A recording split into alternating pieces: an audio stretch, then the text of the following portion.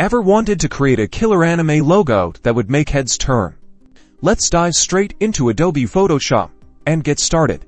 First, open Photoshop and create a new document with your desired dimensions, for example, 1000 by 1000 pixels. A heart of our logo lies in layers. You'll find the layers panel on the right side of your screen. Click layer greater than new greater than layer to create a new layer. We will use that for all of our parts. Now, let's make a character base. Select the elliptical marquee tool from the toolbar. Click in the layer and drag and create a circle for the face. Then, switch over to the paint bucket tool and fill in the circle. Create a new layer to draw the character's eyes. Draw shapes using the elliptical marquee tool. Then, to add the logo name, create another layer and go to the type tool in the toolbar. From there, type in the layer the logo name of your choice. Feel free to change the font type, size, and color. Great!